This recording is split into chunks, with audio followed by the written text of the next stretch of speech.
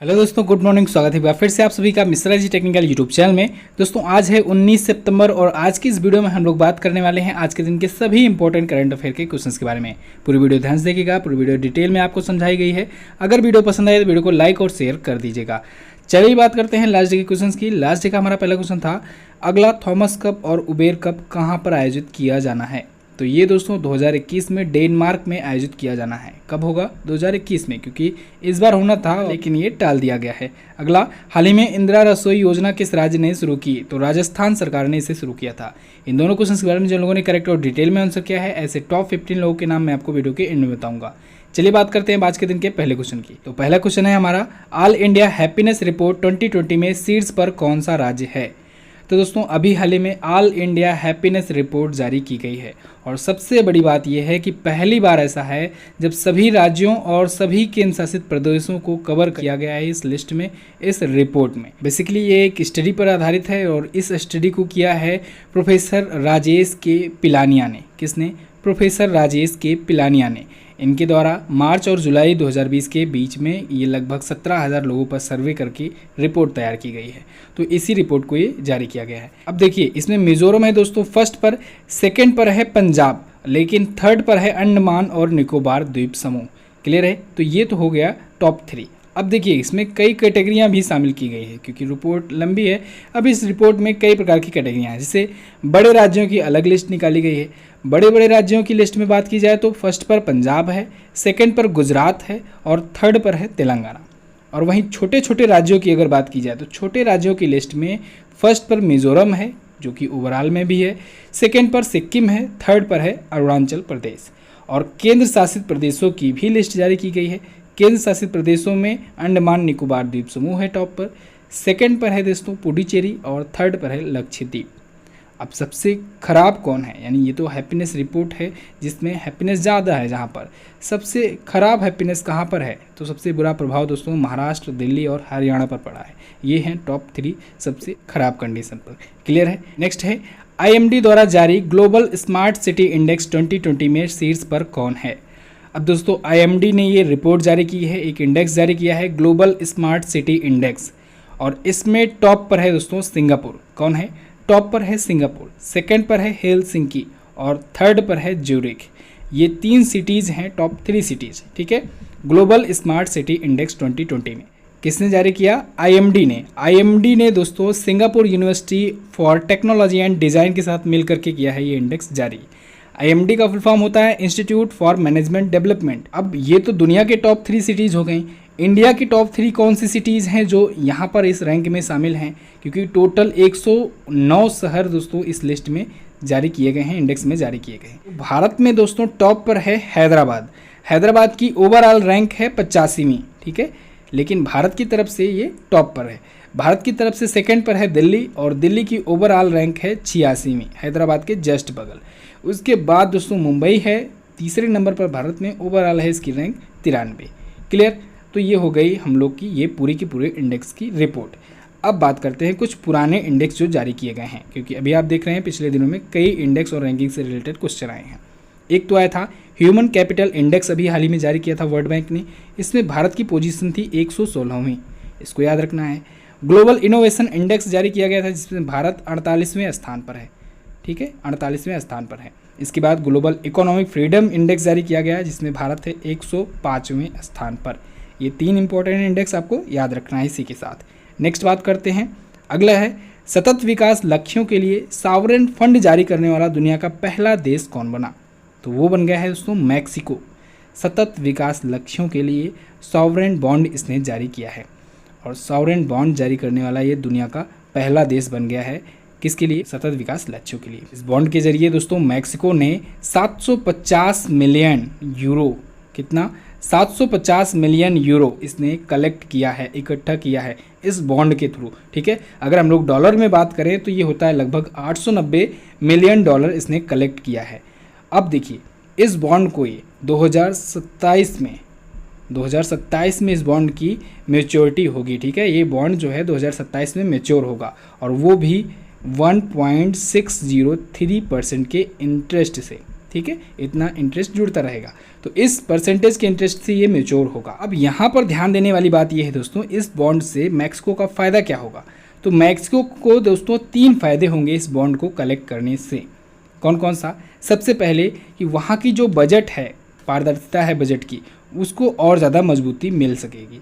दूसरा ये पॉइंट इसको फ़ायदा मिलेगा कि सतत विकास कार्यक्रमों के लिए अब और ज़्यादा मनी और ज़्यादा पैसे खर्च कर सकेगी मैक्सिको सरकार, ठीक है। तीसरा फ़ायदा इसका होगा कि वहाँ के स्थानीय और अंतर्राष्ट्रीय पूंजी बाजार जो होंगे वहाँ पर और ज़्यादा विकास किए जा सकेंगे, डेवलपमेंट में ये मनी भी यूज़ की जा सकेगी। तो ये फ़ायदा है मैक्सिको का। अब चलिए मैक्सिको की लोकेशन देख लेते हैं, वर्ल्ड मैप में है कहाँ पर। तो दोस्तों ये रहा हमारा प्यारा भारत। यहाँ से जाएंगे हम लोग नॉर्थ अमेरिका कॉन्टिनेंट में, क्योंकि नॉर्थ अमेरिकन कॉन्टिनेंट में ही है मैक्सिको। तो यहाँ पर आपको अफ्रीका दिखा, अफ्रीका महाद्वीप, यहाँ पर नीचे साउथ अमेरिका कॉन्टिनेंट और ये ऊपर है नॉर्थ अमेरिका कॉन्टिनेंट, और यहीं पर आपको दिख जाएगा मैक्सिको, ठीक है। मैक्सिको है, इधर मैक्सिको की खाड़ी है, गल्फ ऑफ मैक्सिको। चलिए मैक्सिको के बारे में जानते हैं। इसकी राजधानी मैक्सिको सिटी होती है, जो कि आपको यहाँ पर दिख रही है। यहाँ की करेंसी होती है मैक्सिको पेसो, और यहाँ के प्रेसिडेंट हैं एंड्रेस मैनुअल लोपेज ऑब्रेडोर। कौन है? Andres Manuel Lopez ऑब्रेडोर।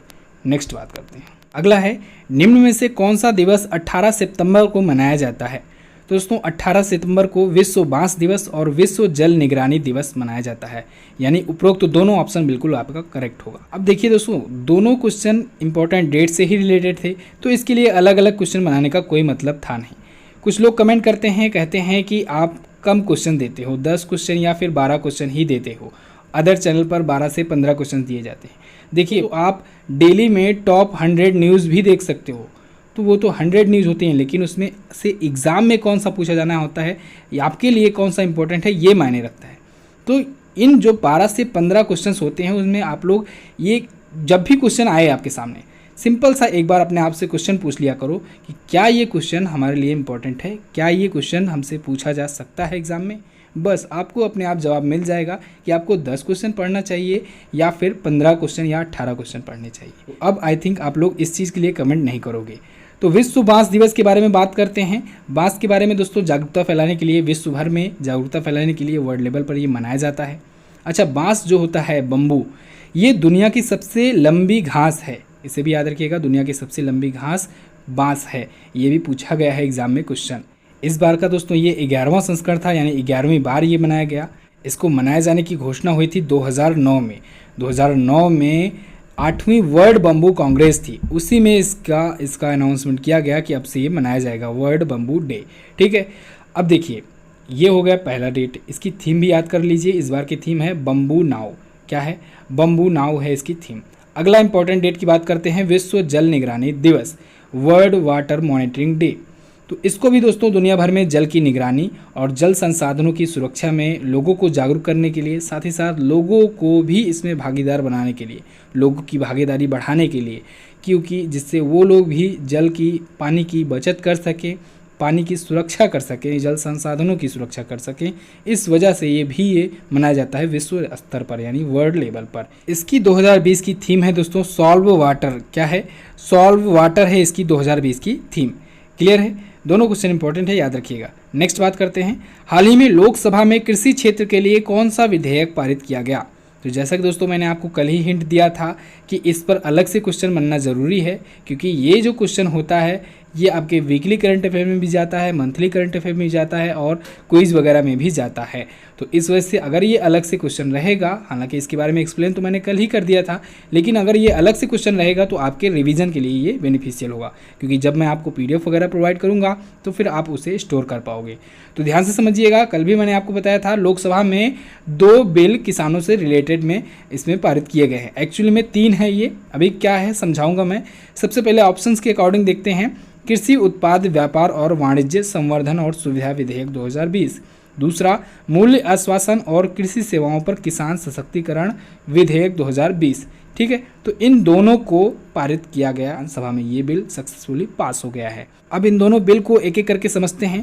दोस्तों, एक का मतलब ये है कि अब तक होता क्या था कि किसान अपनी फसलों को किसी भी राज्य में बेच नहीं सकता था, वो जिस राज्य का था उसी स्टेट में, उसी शहर में बेच सकता था। इससे क्या होता था, इससे अगर जैसे कि मैंने आपको कल बताया कि अगर मान लीजिए कोई एक राज्य है जहाँ पर कोई एक फसल है, फॉर एग्जांपल कुछ भी ले लीजिए, आलू हुआ या फिर गेहूं हुआ, कुछ भी हुआ, अगर वो कोई एक फसल है वो वहाँ पर कम उत्पादन उसका होता है और कोई दूसरा राज्य ऐसा है जहाँ पर उसका ज़्यादा उत्पादन होता है, तो ऑब्वियस सी बात है जहाँ पर ज़्यादा उत्पादन होगा वहाँ पर उसकी प्राइस कम होगी, और जहाँ पर कम उत्पादन होगा, जहाँ पर डिमांड ज़्यादा होगी, वहाँ पर उसका प्राइस ज़्यादा होगा। तो होता क्या था दोस्तों कि जिस राज्य में ज़्यादा उत्पादन होता था वहाँ पर जो बिचौलिए हुआ करते थे, जिनकी सेटिंग वगैरह हुआ करती थी, वो लोग किसानों से क्या करते थे, बहुत ही कम दामों में फसलें खरीद लिया करते थे। अब चूंकि उनकी सेटिंग थी, वो आकर के दूसरे राज्यों में ज़्यादा दामों में बेच देते थे। अब चूंकि किसानों को अलाउ नहीं था कि वो कहीं और जा कर के बेचें, उनको अपने राज्य में ही बेचना था, तो ऐसे में वो बड़े बड़े व्यापारियों को उनको मजबूरन बेचना ही पड़ता था। लेकिन अब इस बिल के आ जाने से किसान पूरी तरीके से स्वतंत्र हैं कि वो किसी और राज्य में जहाँ पर उनको अच्छा दाम मिले वहाँ पर वो बेच सकते हैं। ये तो हुआ पहला बिल। दूसरे की बात करते हैं। एक और नियम था कि फसलों को स्टोर करने पर किसानों पर पाबंदी लगाई जाती थी, तो किसान जो हैं वो ज़्यादा मात्रा में स्टोर नहीं कर पाते थे, तो इससे भी प्रॉब्लम्स आती थी। अब इन स्टोर की लिमिट को जो था उसको भी अब हटा दिया गया है। ठीक है, अब ये जो बिल है ये आ जाएगा, जब इस लिमिट को जब हटा दिया जाएगा तो इससे किसान जो है वो अपने पास स्टोर कर पाएंगे फसलों को, ठीक है, उपज को। अब यहाँ पर लोगों का डाउट है, लोग ये सोच रहे हैं कि फिर इससे क्या होगा कि इससे डंपिंग ज़्यादा बढ़ जाएगी, यानी जिसके पास फसल रहेगा वो फसल की डंपिंग कर लेगा और अनाजों की डंपिंग कर लेगा और उनको बेचेगा नहीं, फिर बाद में वो एक साथ निकालेगा। ठीक है, लेकिन ऐसा नहीं होगा। कैसे? देखिए, जैसे होता क्या था कि जिस राज्य में उपज कम होती थी किसी फसल की, तो वहाँ पर जो बड़े बड़े किसान होते थे वो डंपिंग कर लेते थे। डंपिंग करने से होता क्या था कि छोटे मोटे किसानों को या फिर आम नागरिकों को वो फसल मिल नहीं पाती थी समय पर। लेकिन अब जब ऐसा होगा, उनको उन्हीं पर डिपेंड रहना पड़ता था क्योंकि उन्हीं वही व्यापारी हैं वहाँ पर। लेकिन जब अब ऐसा है कि कोई भी राज्य से वो ले सकते हैं फसल, कोई भी राज्य के किसान उनको फसल दे सकते हैं, तो जिस राज्य में फसल का ज़्यादा उत्पादन होता है वो वहाँ से ले लेंगे उतने दाम में। ठीक है, तो जो लोग डंपिंग किए रहेंगे उनको कोई फ़ायदा नहीं होगा क्योंकि उसका दाम बढ़ेगा नहीं उस मात्रा में जितना बढ़ता था पहले। ठीक है, तीसरा बिल समझते हैं। तीसरा बिल क्या है? तीसरे बिल के अकॉर्डिंग दोस्तों कि जो भी किसान हैं वो अपनी फसल को किसी भी इंडस्ट्री के साथ, किसी भी कंपनी के साथ उपज के पहले ही बेच सकते हैं। ठीक है, ध्यान रखिएगा, यहाँ पर खेत बेचने की बात नहीं हो रही है, यहाँ पर फसल बेचने की बात हो रही है। इसमें लोगों को कन्फ्यूज़न है और कन्फ्यूज़न पैदा भी किया जा रहा है। तो यहाँ पर सिर्फ और सिर्फ फसल बेचने की बात की जा रही है।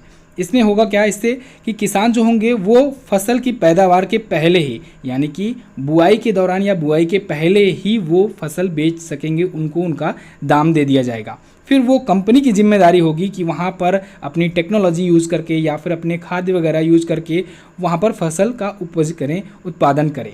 ऐसे में किसानों को क्या फ़ायदा होगा? होता क्या है कि किसान डिपेंड रहते हैं कि कैसा मौसम होगा, बारिश होगी कि नहीं होगी, या फिर कोई प्राकृतिक आपदा आ गई तो फिर क्या होगा। तो फिर इन सब सिचुएशन में जब किसान फसल बोते थे तो बाद में उनको नुकसान हो जाता था कभी कभी, फिर वो मुआवजे के लिए सरकार की तरफ डिपेंड हो जाते थे। लेकिन जब उनको फसल बोने से पहले ही उसका मिल जाएगा प्राइस, तो फिर उनको चिंता ही नहीं रहेगी, ना प्राकृतिक आपदा की, ना फिर बारिश वगैरह, बाढ़ वगैरह आने की, ना ही अच्छी फसल होने की। ठीक है, तो ध्यान से समझिए, आप लोग देख रहे हैं ये तीनों के तीनों बिल जो हैं वो किसानों के हित में है। क्लियर बिल्कुल? आई होप मैं आपको तीनों बिल बहुत ही अच्छे से समझा पाया हूँ। अगर आपको समझ में आया है, वीडियो को लाइक करके और कमेंट करके हमें ज़रूर बताइएगा आपकी क्या राय है इस बिल पर, आप लोग वो भी कमेंट करके हमें बता सकते हैं। नेक्स्ट बात करते हैं, नए संसद भवन के निर्माण के लिए किसे कॉन्ट्रैक्ट प्राप्त हुआ? तो दोस्तों, नया संसद भवन बनाया जाना है और इसके लिए टाटा कंपनी को कॉन्ट्रैक्ट दिया गया है। टाटा कंपनी ने 861.9 करोड़ रुपए में, कितने में? 861.9 करोड़ रुपए में ये कॉन्ट्रैक्ट हासिल किया है और अब नया संसद भवन बनाया जाएगा। नया संसद भवन जो होगा ये सेंट्रल विस्टा पुनर्विकास परियोजना के तहत, यानी सेंट्रल विस्टा पुनर्विकास प्रोजेक्ट के तहत ही जो पुराना वाला संसद भवन है उसी के बगल में ही बनाया जाएगा, उसके पास में ही बनाया जाएगा। ठीक है, लक्ष्य रखा गया है कि 21 महीनों में बना करके ये प्रोजेक्ट पूरा करो। क्लियर? तो टाटा कंपनी इसे बनाने वाली है। संसद के बारे में दोस्तों मैंने आपको वीडियो दी हुई है, आप लोग संसद सर्च कीजिएगा MZT ऐप में। कोई भी वीडियो हो आप लोग MZT ऐप ओपन किया कीजिए, वहाँ पर सर्च का ऑप्शन लगा हुआ है, वॉइस सर्च का ऑप्शन लगा है, आपको लिखना भी नहीं, आप वो वॉइस सर्च कर लेना, उस वीडियो का नाम बोल करके आपको मिल जाएगी ईजिली वो वीडियो। नेक्स्ट बात करते हैं। अच्छा दोस्तों, आपको बताना चाहूँगा कि अगर आप नए एमजीटी यूज़र को हो अच्छा दोस्तों, आपको बताना चाहूँगा कि अगर आपने नया वाला एमजीटी ऐप नहीं इंस्टॉल किया है तो उसे इंस्टॉल कर लो। उसमें बहुत सारे फीचर्स आने वाले हैं और काफ़ी सारे फीचर्स आ भी गए हैं। एक अपडेट अभी पेंडिंग में पड़ा हुआ है, वो अपडेट आप लोग देखेंगे तो बहुत ज़्यादा खुशी होगी। उसमें ऑडियो डाउनलोड्स वगैरह का ऑप्शन मैंने डलवा दिया है, तो अब आप लोग ऑडियो रिवीजन जो होता है उसको डाउनलोड करके भी सुन सकते हैं। जहाँ पर जिन लोगों को नेटवर्क प्रॉब्लम हुआ करती थी उन लोगों को टेंशन नहीं रहेगी। एक्चुअली में आजकल गूगल जो है वो अपडेट बहुत लेट कर रहा है, अपडेट का रिव्यू बहुत टाइम लगा दे रहा है, 10-10, 20-20 दिन लगा देता है एप्लीकेशन को रिव्यू करने में। तो रिव्यू के बाद ही वो अपडेट पब्लिश होता है। तो अपडेट लग चुका है, लेकिन जैसा कि मैंने आपको पहले भी बताया है कि जो भी अपडेट्स आएंगे वो नए वाले एमजीटी ऐप में ही आएंगे। तो नया वाला एमजीटी ऐप कैसे चेक करेंगे आप लोग दोस्तों देखिए उसमें कॉइन सिस्टम है या नहीं। कोई भी ई बुक, कोई भी मॉक टेस्ट परचेज करने जाएंगे वहाँ पर पैसों के साथ साथ कॉइन्स भी लिखा हुआ होगा, और जितना बार आप लोग ऐप को शेयर करोगे उतना ज़्यादा कॉइन मिलेगा और उससे आप लोग फ्री में ई बुक वगैरह पा सकते हो। क्लियर है? और नीचे लिंक भी डिस्क्रिप्शन में दिया गया है, उस लिंक पर क्लिक करके भी आप लोग एक बार चेक कर लो। अगर ओपन लिख कर आ रहा है मतलब आप नया वाला एमजीटी ऐप यूज़ कर रहे हो। नेक्स्ट बात करते हैं, हाल ही में किस राज्य सरकार ने स्वच्छता कैफ़े का उद्घाटन किया? तो हिमाचल प्रदेश राज्य सरकार ने दोस्तों स्वच्छता कैफ़े का उद्घाटन किया है। स्वच्छता कैफ़े, इसका उद्घाटन दोस्तों हिमाचल प्रदेश के सोलन जिले के नालागढ़ में किया गया है। ठीक है, इसको बताने की ज़रूरत है नहीं कि इसका काम क्या होगा। इसका काम ये होगा दोस्तों कि इसमें स्वच्छता को ध्यान में रखते हुए परंपरागत तरीके से भोजन दिए जाएंगे, और वो भी बहुत ही किफ़ायती दरों में, बहुत ही किफ़ायती दामों में। ठीक है, इसका संचालन लक्ष्मी एवं दुर्गा महिला स्वयं सहायता समूहों के द्वारा किया जाएगा। इसको भी आपको ध्यान में रखना है। हिमाचल प्रदेश के द्वारा शुरू किया जा रहा है। हिमाचल प्रदेश के बारे में भी जानिए। शिमला है यहाँ की राजधानी, ये रहा मैप में हिमाचल प्रदेश। जयराम ठाकुर जी बीजेपी पार्टी से यहाँ के हैं चीफ मिनिस्टर। गवर्नर है बंडारू दत्तात्रेय। शिकारी देवी अभ्यारण्य है हिमाचल प्रदेश में ही। हिमाचल प्रदेश के बारे में जानिए किससे किससे अपना ये बॉर्डर शेयर करता है। तो हिमाचल प्रदेश दोस्तों लद्दाख केंद्र शासित प्रदेश से, जम्मू कश्मीर केंद्र शासित प्रदेश से, पंजाब राज्य से, हरियाणा राज्य से, उत्तर प्रदेश राज्य से और उत्तराखंड राज्य से अपना बॉर्डर शेयर करता है। हिमाचल प्रदेश के हाईकोर्ट के बारे में बात की जाए तो यहाँ के हाईकोर्ट के चीफ जस्टिस हैं दोस्तों एल नारायण स्वामी जी। नेक्स्ट बात करते हैं, अगला, केंद्रीय खाद्य प्रसंस्करण मंत्री का अतिरिक्त प्रभार किसे सौंपा गया? तो आपको कल ही वीडियो में मैंने आपको बताया कि केंद्रीय खाद्य प्रसंस्करण मंत्री जो थी हरसिमरत कौर बादल जी, उन्होंने अपने पद से इस्तीफा दे दिया है। उन्होंने कैबिनेट से इस्तीफा दे दिया, तो अब उनकी जगह पर अतिरिक्त प्रभार सौंपा गया है नरेंद्र सिंह तोमर जी को। ये कौन है?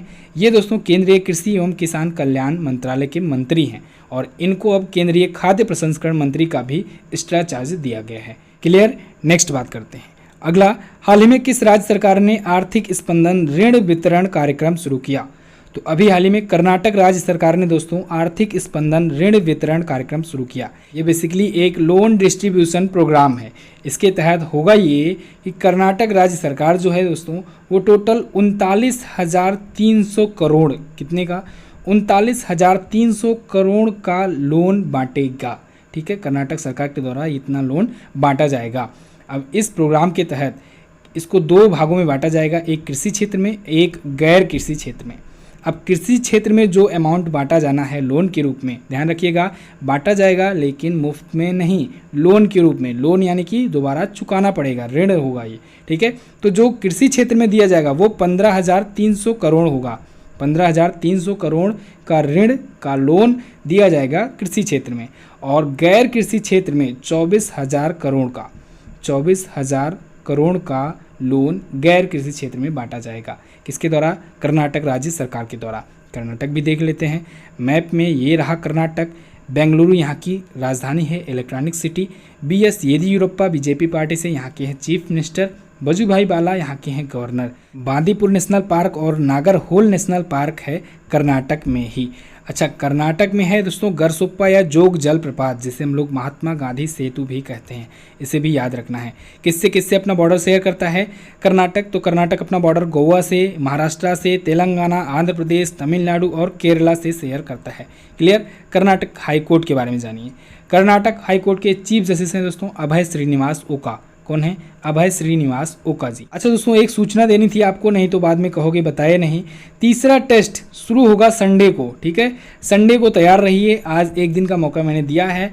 और तीसरा टेस्ट होगा जो टेस्ट होता है लास्ट 1 ईयर का, 2 सेट ऑलरेडी आप लोग दे चुके हो, बहुत पसंद आ रहा है सभी को टेस्ट देने में, आप लोग आगे भी कंटिन्यू करने को कह रहे हो।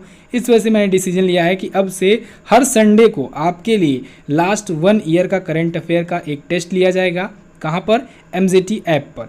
तो तैयार रहिएगा कल संडे के दिन 12 बजे दोपहर को। क्लियर? नेक्स्ट है, हाल ही में किसने आज़ादी, फ्रीडम, फेसिज्म, फिक्शन नामक बुक लिखी? तो अभी हाल ही में दोस्तों अरुंधति राय ने, अरुंधति राय काफ़ी जानी मानी लेखिका हैं, इन्होंने आज़ादी, फ्रीडम, फेसिज्म, फिक्शन नाम से एक बुक लिखी है। इस बुक को पब्लिश किया है पेंगुइन बुक्स लिमिटेड ने। तो ये भी इंपॉर्टेंट बुक्स है, इसको याद रखिएगा। आप बुक्स एंड अर्थर पर हमारी वीडियो भी देख सकते हैं, 2 वीडियो इस पर ऑलरेडी मैं बना चुका हूँ। तो बस दोस्तों ये तो थे आज के दिन के top 10 current affair. I hope आपको वीडियो पसंद आई होगी। वीडियो आप लोग लाइक कर दिए होंगे, शेयर भी करोगे वीडियो एंड होने के बाद, और चैनल पर अगर पहली बार आए हो तो सब्सक्राइब भी करके जाओगे। चलिए बात करते हैं क्वेश्चन ऑफ द डे की। आज का पहला क्वेश्चन है आपके लिए, भारतीय शास्त्रीय नृत्य की विद्वान कपिला वात्स्यायन जी का निधन हो गया, इन्हें कौन सा नागरिक सम्मान मिल चुका है? ये बड़ा इंपॉर्टेंट क्वेश्चन है। अगला, निम्न में से कौन पोकर स्टार्स का ब्रांड एम्बेसडर है?